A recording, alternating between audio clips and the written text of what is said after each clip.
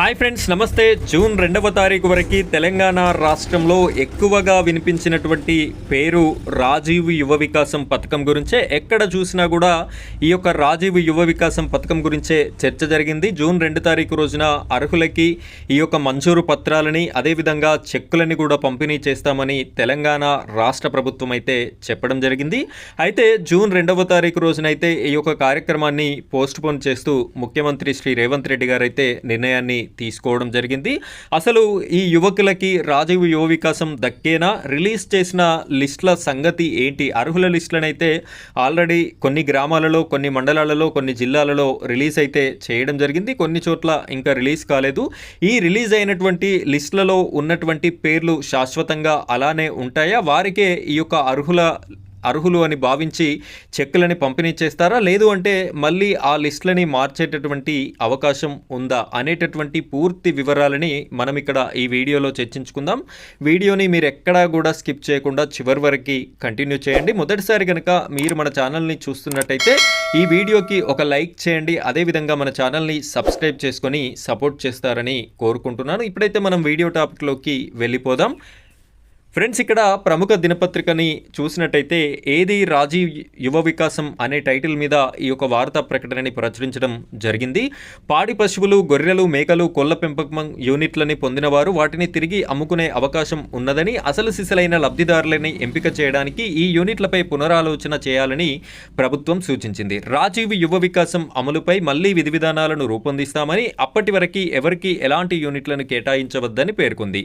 అయితే ఇక్కడ పాడి పశువులు వీటికి ఎవరైతే ఎంపికయ్యారో వారు తిరిగి అమ్ముకునేటటువంటి అవకాశం ఉంది. అంటే పాడి పశువుల పెంపకాన్ని చేపట్టని వారు కూడా ఆ విధంగా అప్లై అయితే చేసుకున్నారు. సో వాళ్ళు మళ్ళీ తిరిగి అమ్ముకునేటటువంటి అవకాశం ఉంటుంది. కాబట్టి మళ్ళీ గుర్తించేంత వరకు కూడా వీటిని డిస్ప్లే చేయొద్దు అని చెప్పేసి ముఖ్యమంత్రి గారు అయితే చెప్పినట్టుగా తెలుస్తుంది.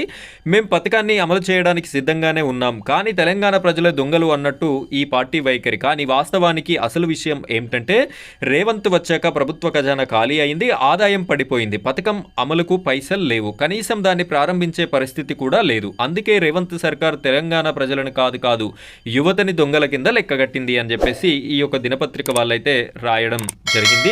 సాధారణంగా ఏ పథకం రూపొందించినా ఎవరికి లబ్ధి చేకూర్చడం కోసం ఈ పథకాన్ని ప్రారంభిస్తున్నారు. అనర్హులు పథకాన్ని దుర్వినియోగం చేయకుండా ఎలాంటి నిబంధనలు పెట్టాలి, పథకం అమలుకు నిధులు సమీకరణ ఎట్లా, ఇవన్నీ ఆలోచించుకున్న తర్వాతనే పథకాన్ని ప్రకటిస్తారు. కానీ రేవంత్ సర్కార్ మాత్రం అందుకు భిన్నంగా వ్యవహరిస్తుంది. సోనియా గాంధీ కుటుంబానికి తాను వీర విధేయుడనని ప్రకటించుకునేందుకు రాజీవ్ యువ వికాసం పేరుతో ముందుగా అట్టహాసంగా ఈ పథకాన్ని ప్రకటించారు. రూపాయలు 50,000, 1,00,000, 3,00,000, 4,00,000 ఇలా 4 స్లాబులు పెట్టి ఎంతమంది దరఖాస్తు పెట్టుకుంటే అంతమందికి పథక ఫలాలు అందుతామని మంత్రులు గొప్పగా చెప్పుకున్నారు. సో ఈ విధమైనటువంటి రకరకాల భిన్నాభిప్రాయాలు అయితే వినిపిస్తున్నాయి. కొంతమంది డబ్బులు లేకనే ఈ పథకాన్ని ఆపివేశారు అని చెప్పేసి, కానీ ముఖ్యమంత్రి రేవంత్ రెడ్డి గారు అయితే ఈ పథకం పట్ల అనర్హులని లిస్టులో పేర్లు చేర్చారు. ఎమ్మెల్యేల పైన ఒత్తిడి ఉండడం వల్ల ఈ విధమైనటువంటి తప్పిదం జరిగింది.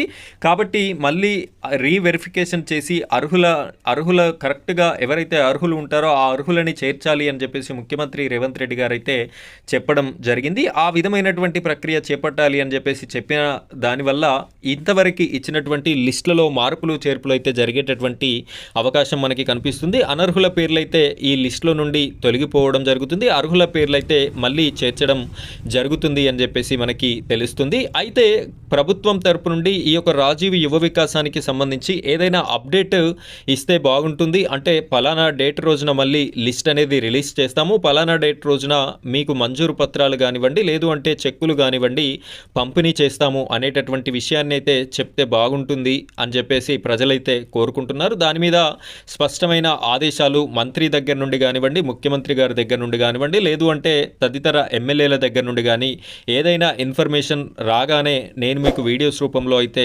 అందించడం జరుగుతుంది. ఇలాంటి వీడియోస్ అన్నీ మిస్ కాకుండా ఉండాలి అంటే మీరు మన ఛానల్ని సబ్స్క్రైబ్ చేసుకొని సపోర్ట్ చేయండి. Thank you friends, thank you very much.